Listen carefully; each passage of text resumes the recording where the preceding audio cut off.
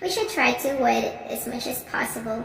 And now, like a year later, I consider myself as an almost fluent speaker. At least I want to believe that it's true. Though I know that I still make lots of mistakes, and but it doesn't hold me back anymore. And like learning a language has changed my life. And I have to admit that the confidence is the key in it all. So in this video, guys, you will find 5 tips which will help you to build your confidence in foreign language, in English, French, I don't know, Chinese, whatever language you're now learning. If you're curious and ready, please stay tuned with me and let's move on. For the first one we have, don't be afraid of being judged. I know so many people who are too shy or too afraid to speak in foreign language, in English especially, just because they worry they will be judged. Well, have you ever felt this way? The answer is yes, right? It's time to stop because nobody cares, like absolutely nobody. And okay, just imagine big cities like, I don't know, New York City or LA. And these cities are quite international, right? It means people from all over the world live there, and hearing different accents and eros in English is a common occurrence for them. There are lots of those who speak even in broken English, and nobody thinks twice about it. So if you're nice and polite, nobody will get upset because of your heavy accent or because of your grammar mistakes, because the most important thing is conversation, is the communication itself.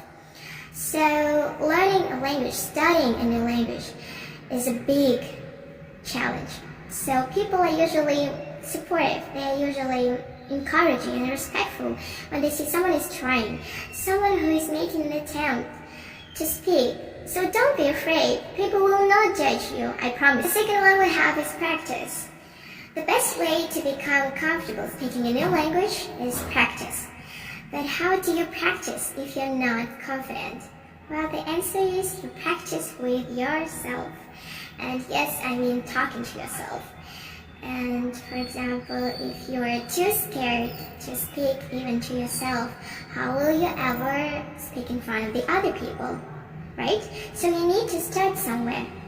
Well, when I learn English, I practice a lot. I say as many sentences as I can. I speak out loud whenever I'm alone. Oh, I just describe everything that I see around me, what I'm eating in a day, what I'm doing in a day. Yeah, stuff like that. It sounds pretty silly, but it works. Just speak as much as possible. And once you feel comfortable speaking to yourself in English, for example, you won't be so afraid to speak with somebody else in it. Moving on to third tip is that don't be embarrassed if you don't know something. I know this is the weakness of every learner, and I'm not an exception. Well, it's very easy to feel discouraged thinking about all the things you don't know in a foreign language or in English, right? And maybe you don't know so much vocabulary, or you have difficulties in understanding native speakers.